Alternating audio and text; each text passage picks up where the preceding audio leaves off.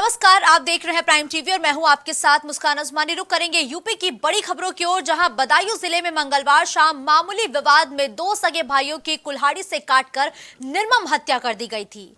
इस हमले में तीसरा भाई गंभीर रूप से घायल हो गया था। वहीं पुलिस ने घटना के एक आरोपी को मुठभेड़ में मार गिराया और दूसरा आरोपी फरार है। इसी बीच दोहरे हत्याकांड के बाद आरोपी साजिद के पिता और चाचा को हिरासत में लिया गया है। यूपी स्थित बदायूं में दो बच्चों की हत्या के मामले में अब सियासत शुरू हो गई है। समाजवादी पार्टी ने जहां आरोप लगाया कि भारतीय जनता पार्टी अपराधियों को संरक्षण देती है, वहीं भारतीय जनता पार्टी ने साफ तौर पर कहा है कि इस मामले में कड़ी कार्रवाई हुई है। आचार संहिता लगने के बावजूद भी जिस तरीके से अत्याचार दिन पर दिन अपराध हो रहा है, बदायूं की घटना ने एक बार फिर से शर्मसार किया है। क्योंकि कारण है, जिन आपराधिक प्रवृत्ति के अधिकारियों को संरक्षण भाजपा ने दिया था, वही तो आज पदों पर बैठे हुए हैं। उत्तर प्रदेश के मुख्यमंत्री जी कहते हैं कि अपराध समाप्त हो गया। वो अपराधियों की जाति और धर्म देखकर बुलडोजर चलाते हैं, लेकिन अगर ईमानदारी से उन्होंने अपराधियों के खिलाफ कार्रवाई की होती तो आज बदायूं जैसी घटना का जो सामने इतनी दुखद घटना हुई वो ना होती। सच्चाई ये है कि भाजपा सरकार में प्रदेश अपराध का जंगल राज बन चुका है। कानून व्यवस्था बिल्कुल सामान्य है, कहीं कोई ऐसी बात नहीं है। शहर में भी कहीं कोई ऐसी दिक्कत नहीं है, जनपद में भी हर जगह स्थिति सामान्य है। पुलिस की तैयारियां हैं, अब डिप्लॉयमेंट हर जगह कर दिया गया है। सतर्क निगाह रखे हुए हैं हम लोग, और सोशल मीडिया पे भी हमारी निगाह है, और कहीं से किसी तरह की कोई समस्या अभी तक नहीं आई है। व्यक्ति है आरोपी साजिद, वो अपना खोखा नाई का वो जो पीड़ित परिवार उसके घर के सामने रहता है, उसके घर में आना जाना भी था उसका। और कल शाम को 7:30 बजे ऐसा बताया गया है कि वो सीढ़ियों से घर में आया और ऊपर छत पे सीधा चला गया। जाकर के वहां उसने जो दोनों बच्चे खेल रहे थे उन पर आक्रमण किया और दोनों बच्चों की हत्या कर दी। और वहां से फिर नीचे निकल के आया, और जब वो जाने लगा तो भीड़ ने उसको पकड़ने की कोशिश की, लेकिन भीड़ से निकल के वो भाग गया। तो इस खबर पर ज्यादा जानकारी के साथ कलीम इस वक्त लाइव जुड़ चुके हैं। कलीम, दो बच्चों की हत्या के मामले में पुलिस ने एक आरोपी का एनकाउंटर कर दिया है, जबकि दूसरा आरोपी फरार बताया जा रहा है। इस मामले में क्या अपडेट सामने आ रही है? और कलीम, बदायूं में जो डबल मर्डर हत्याकांड की घटना सामने आई, क्योंकि जिसमें दो मासूम बच्चों की, अगर बात की जाए, एक 14 साल तो दूसरा 6 साल, इन दो बच्चों की गला रेत कर जो हत्या की गई, इस हत्याकांड के पीछे आखिर वजह क्या है, ये अभी तक साफ नहीं हो पाया। लेकिन ये जरूर कहा जा रहा है कि जिस तरीके से जो अभी एक आरोपी की मुठभेड़ के दौरान ढेर किया गया है, जबकि दूसरे आरोपी की बात की जाए तो वो अभी जो फरार चल रहा है साजिद को इनकाउंटर में ढेर किया गया, और जो जावेद अभी फरार है। लेकिन इस घटना के बाद से जो वहां के स्थानीय लोगों की बात की जाए, उन लोगों ने जो आक्रोशित होकर के जो इन लोगों की जो नाई की दुकान थी उसमें तोड़फोड़ की, उसकी गाड़ियों में तोड़फोड़ की। लेकिन अगर इसी बीच अगर पुलिस की लापरवाही की बात की जाए तो पुलिस की भी इसमें साफ एक लापरवाही है। लेकिन इस मामले को लेकर के साफ तौर से अधिकारी ने उस लापरवाही को छिपाने की बात कही है, क्योंकि जिस तरीके से देखिए कलीम, अधिकारियों की तरफ से ये तो कहा जा रहा है कि जो जिले का माहौल है वो शांतिपूर्ण है, कहीं भी कोई भी तोड़फोड़ जैसी स्थिति अब नहीं बनी हुई है, सामान्य स्थिति है।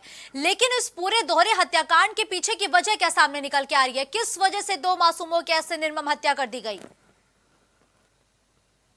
क्योंकि अभी तक जो घटना के पीछे की वजह बताई जा रही है, तो उस मामले को लेकर के अभी फिलहाल पुलिस किसी नतीजे पर नहीं पहुंची है कि आखिर इस हत्याकांड के पीछे वजह क्या है। क्योंकि जिस तरीके से अभी तक की जो तफ्तीश में ये सामने आया है कि जिस तरीके से ये लोग पास में ही नाई की दुकान चलाते थे, और उसी के पास में ही जिस तरीके से जो ठेकेदार है उसका जो मकान था, वहां पे उसकी पत्नी घर के नीचे ही ब्यूटी पार्लर की जो दुकान चला रही थी। और घटना से कुछ समय पहले ही जो आरोपी ने उसकी पत्नी से 5,000 रुपए उधार मांगे थे, जबकि जो महिला थी उससे साफ तौर से कहा गया था कि जो आरोपी है उसकी पत्नी की डिलीवरी होनी है और वो हॉस्पिटल में भर्ती है, जिसके एवज में उसने 5,000 रुपए भी दिए थे। और उसके बाद घबराने की उसने बात कही, और उसके बाद उसने कहा कि भाभी मैं थोड़ा सा छत पर टहल लेता हूं, और उसी दौरान उसने इस हत्याकांड को अंजाम दिया। फिलहाल घटना के दौरान तीनों बच्चों पर अटैक किया गया था, और उस दौरान जब बचाने के लिए उस बच्चों की दादी दौड़ी तो दादी पर भी हमला किया गया, और उस हमले के बाद साजिद वहां से भाग निकला था। लेकिन अगर पिता की बात की जाए, पिता ने जिस तरीके से पुलिस के पास एफआईआर दर्ज कराई है, एफआईआर में साफ तौर से जिक्र किया है कि साजिद को वहां पर जो स्थानीय लोग थे उन्होंने पकड़कर पुलिस के हवाले किया था। लेकिन इस मामले में पुलिस ने जो अपना बयान जारी किया, पुलिस ने जो बताया कि साजिद मौके से फरार हो गया था, उसकी लोकेशन ट्रेस की गई थी। लोकेशन ट्रेस करने के बाद जब उसको गिरफ्तार करने के लिए पहुंची थी, तब इसने पुलिस पर फायर जो था, जवाबी कार्रवाई में जो जावेद है उसको जो है गोली लगी, और उसके बाद उसको जो है अस्पताल ले जाया गया, वहां पर उसकी मौत हो गई। फिलहाल अभी इस घटना के पीछे किसी तरह की पूरे दोहरे हत्याकांड को एक सांप्रदायिक रंग भी देने की कोशिश की जा रही है।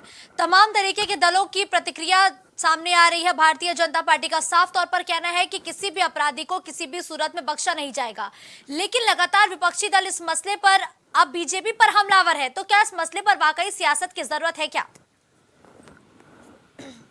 कलीम, इस तरीके से आचार संहिता लागू हुई। आचार संहिता लागू होने के दौरान ये सबसे बड़ी वारदात जो बदायूं की और पहला एनकाउंटर भी देखने को मिला, और जिस तरीके से बड़ी घटना रही और इस घटना के पीछे अभी जो साजिश रही उस साजिश का खुलासा नहीं हुआ है। क्योंकि इससे पहले कि अगर हम पूर्व की घटनाओं की इस तरीके की बात की जाए तो ये ऑनर किलिंग के पूरे मामले होते हैं। क्योंकि ऑनर किलिंग के मामले यूं होते हैं कि जिस तरीके से जो पिता का बताया जा रहा, पिता ठेकेदार था और ठेकेदार उस समय जो बदायूं से बाहर गया हुआ था किसी काम को लेकर के, और उसी दौरान जो साजिद और जावेद उसके घर पहुंचते हैं और एकाएक इस घटना को अंजाम देते हैं। तो इस घटना के पीछे कहीं ना कहीं ऑनर किलिंग का भी मामला सामने आ रहा है। लेकिन अभी फिलहाल पुलिस किसी नतीजे पर इस पर नहीं पहुंची कि आखिर इस घटना के पीछे वजह क्या, क्योंकि पिता और परिजन ने साफ तौर से आपसी रंजिश या किसी तरह का कोई भी विवाद होने से इनकार किया है। और ठीक है, लेकिन देखिए कलीम, एक आरोपी से तो मुठभेड़ हो गई है, लेकिन दूसरा आरोपी जो कि आरोपी का ही सगा भाई है, फरार बताया जा रहा है। अब उसकी गिरफ्तारी के लिए या उसके एनकाउंटर के लिए क्या रोड मैप है पुलिस का? किस तरीके से फरार आरोपी की तलाश जारी है?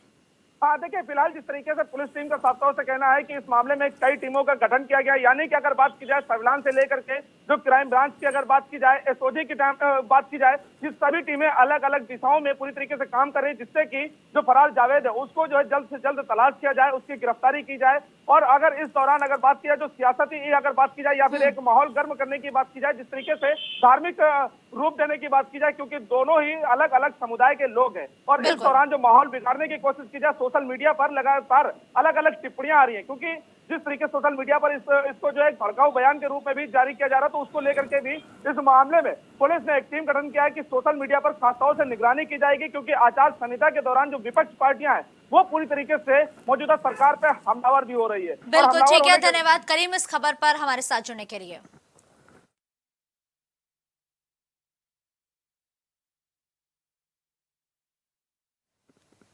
तो बदायूं में बेरहमी से 2 मासूम बच्चों की गला रेतकर हत्या कर दी गई। इस घटना को लेकर समाजवादी पार्टी ने बयान जारी करते हुए कहा कि भाजपा चुनाव में वोट हासिल करने के लिए सांप्रदायिकता फैला रही है। वहीं सपा द्वारा दिए गए इस बयान पर केंद्रीय राज्य मंत्री भानु प्रताप सिंह वर्मा भड़क गए और उन्होंने समाजवादी पार्टी को खरी खरी सुनाते हुए इस हत्याकांड का जिम्मेदार ठहरा दिया।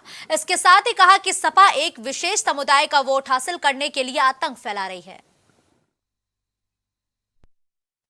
तो बदायूं की घटना जो हुई है, आपको स्पष्ट समझ में आता है कि उस अल्पसंख्यक बंधुओं के लड़कों ने उन बच्चों को बुलाकर किस तरीके से गला रेत दिया, और रेतने के बाद उन्हें ताला लगा के भाग गए। मेरी बच्चों को जैसे कोई मतलब ही नहीं था सारी चीज़। तो क्या है, ये समाजवादी पार्टी के लोग ही ये आतंक फैला रहे हैं, वो ये माहौल बना रहे हैं कि किसी तरीके से ये वोट हमारे पक्ष में आ जाए, सारी चीज़ें। जबकि भारतीय जनता पार्टी सबके लिए, सबका साथ, सबका विकास, सबके विश्वास के साथ काम कर रही है। अगर वो इस तरीके से बात कहते हैं तो स्वयं अपने गलेवान में झांकें।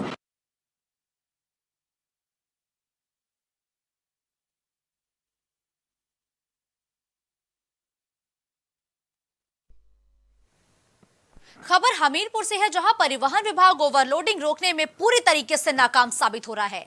बताया जा रहा है कि हर दिन सैकड़ों ओवरलोड ट्रक फर्राटा भरते हैं। हमीरपुर परिवहन विभाग के किनारे ही NH 34 स्थित है, फिर भी परिवहन विभाग के नीचे से लगातार ओवरलोडिंग का ये काला खेल जारी है।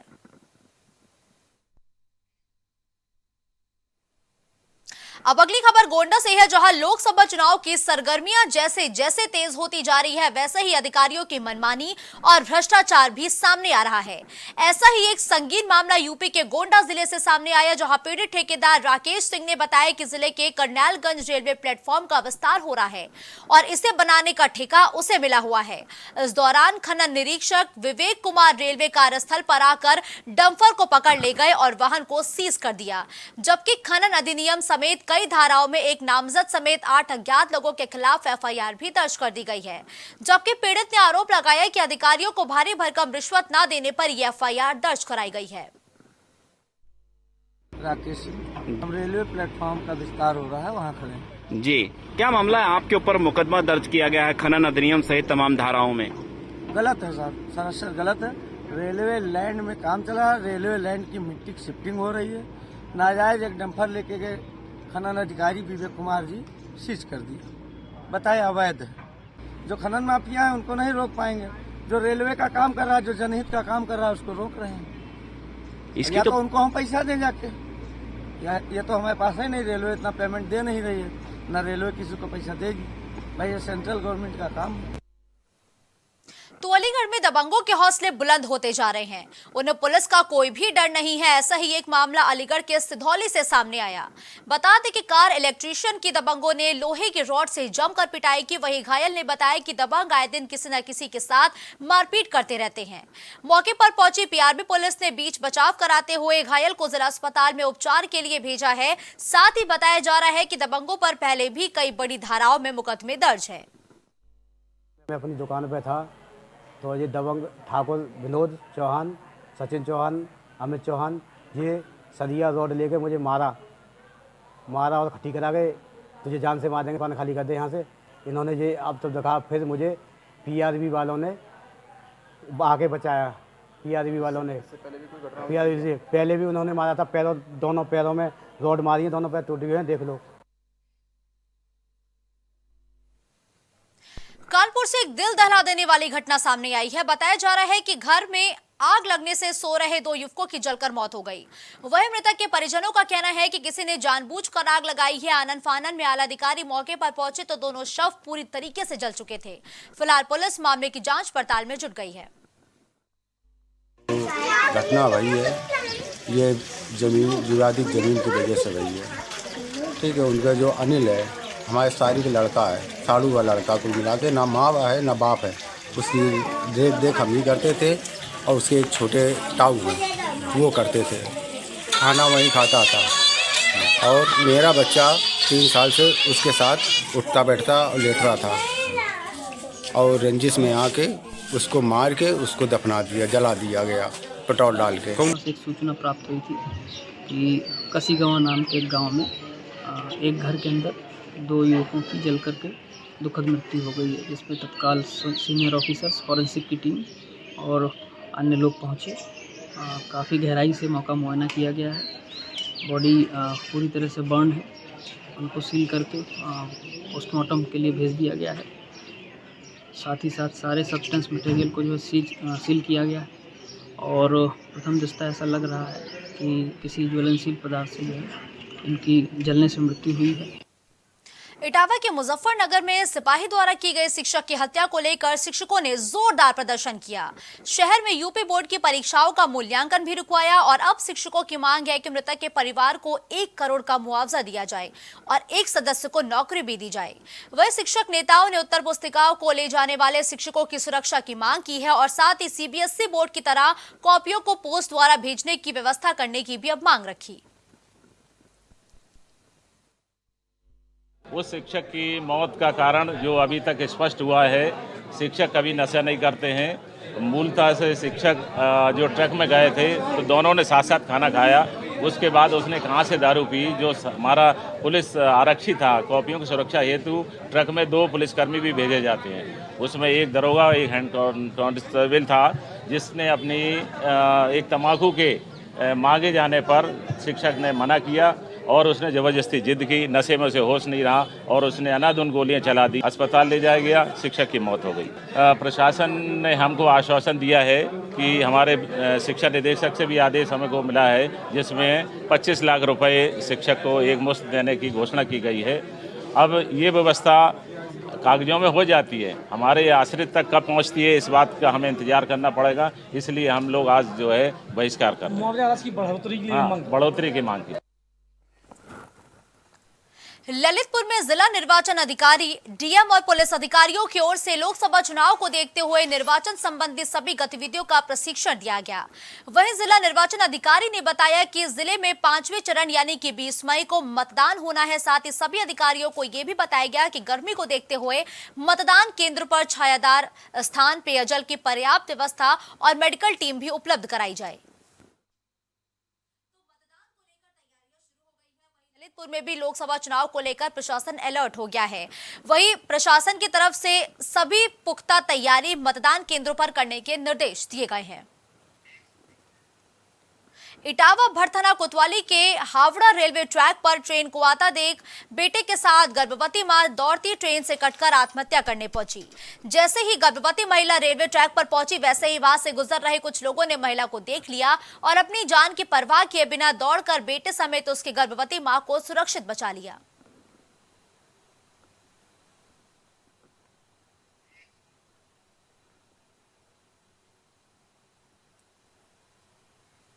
खबर मैनपुरी से है, जहां सामुदायिक स्वास्थ्य केंद्र पर शॉर्ट सर्किट से आग लग गई। बताया जा रहा है कि आग चिकित्सा अधीक्षक के कमरे में लगी थी। वहीं आग लगने से लोगों में अफरा तफरी मच गई और सीएचसी के डॉक्टर्स और कर्मचारियों ने कड़ी मशक्कत के बाद आग पर काबू पाया।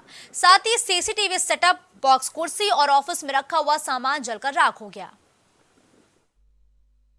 जब ये कमरा नंबर 8 हमारा बंद था, चिकित्सा अधीक्षक जो कक्ष था इसमें, तो स्टाफ ने देखा अंदर से धुआं सा निकल रहा था। जैसे ही इन्होंने रूम खोला तो पूरे रूम में जो है आग लगी हुई थी, जिसकी वजह से LED TV, set of box, CCTV कैमरे का, वाईफाई और वही एक कुर्सी इसमें पूरी तरीके से जल गई। ये है जो आग लगी है, किस कारण लगी है, क्या संभवतः ये ऐसा लग रहा है जैसे कि कहीं ना कहीं से जो है इसमें शॉर्ट सर्किट का कोई फॉल्ट रहा होगा, जिसकी वजह से ये आग लगी। रुक करते हैं अगली खबर का, जहां इटावा के भरथना कस्बे की 12 साल की आरवा ने देश में अमन और शांति के लिए रोजा रखा। बताया जा रहा है कि घर वालों को देखकर खुदा की इबादत में बच्ची ने रोजा रखा और परिवार के साथ बराबर रोजा रखते हुए नमाज पढ़कर दुआओं में शामिल हो रही है। मेरी मम्मी ने तालीम दी और हम मोहम्मद सल्लल्लाहु अलैहि वसल्लम की उम्मत में रोजा रखते हैं। तो आपने रोजा रखकर क्या दुआ मांगी है? हमने दुआ मांगी है कि देश के लिए दुआ मांगी है कि शांति हमेशा बनी रहे और हिंदू मुस्लिम में एकता रहे, कभी झगड़ा न हो, इसलिए हमने ये दुआ मांगी है। अगली खबर लखीमपुर खीरी से है, जहां दुधवा नेशनल पार्क में सैलानियों को रोजाना बाघ और जंगली जानवरों के दीदार हो रहे हैं। पार्क में सफारी करने आए सैलानियों का सफर उस समय रोमांच से भर गया जब एक भालू जंगल की घास में दिखाई दिया, जिसके बाद सैलानी अपनी जिप्सी को रोककर वीडियो बनाने लगे। इस बीच इस घास से एक बाघ भी निकल आया। बाघ को देखकर भालू आग बबूला हो उठा और देखते ही देखते भालू ने बाघ पर हमला करने के लिए उस पर तेज से दौड़ लगाई। वहीं इस पूरे दृश्य को सैलानियों ने अपने कैमरे में कैद करते हुए वीडियो बना लिया।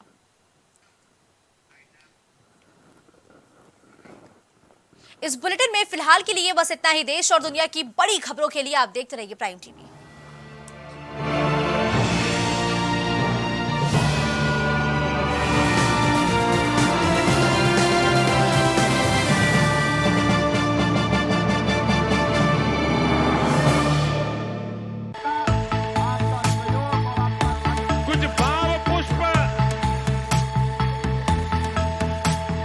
आप देख रहे हैं प्राइम टीवी, सच साहस सरोकार।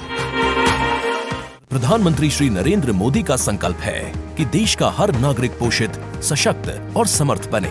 जब पूरा विश्व इस सदी की सबसे बड़ी महामारी कोविड-19 से जूझ रहा था, उस दौरान प्रधानमंत्री श्री नरेंद्र मोदी जी के नेतृत्व में भारत सरकार ने प्रधानमंत्री गरीब कल्याण अन्न योजना का संचालन कर देश के गरीबों की खाद्य सुरक्षा सुनिश्चित की। इसी संवेदनशीलता को जारी रखते हुए आज 80 करोड़ से भी ज्यादा लोगों को मुफ्त अनाज दिया जा रहा है। सभी को अनाज, पोषित समाज। अगर आप करना चाहते हैं अपने बिजनेस को प्रमोट, तो इसके लिए आपको चाहिए होगा एक सपोर्ट। बेहतर स्क्रिप्ट, शानदार ग्राफिक्स, बेहतर विजुअल, दिखाएंगे कमाल, जानकारी पहुंचेगी जन जन तक, आपका काम करेगा धमाल। इन सभी चीजों के लिए अब ना हो परेशान। Brand promotion, motion designing and video editing, 2D और 3D animation, television telecasting, social media works, script writing जैसे कामों के लिए आज ही कांटेक्ट करें 9267925186 पर। इसी के साथ ही आप हमें जीमेल भी कर सकते हैं vikasproduction.gfx@gmail.com पर।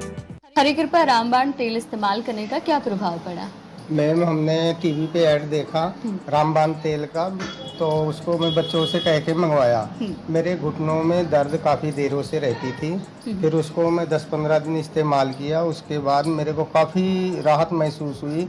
कामकाज में, भाग दौड़ में मेरा काफ़ी मतलब ठीक ठाक रहा। अब उससे हमको बहुत ज़्यादा राहत है। मैं मार्केटिंग का काम अपने आराम से कर लेता हूँ।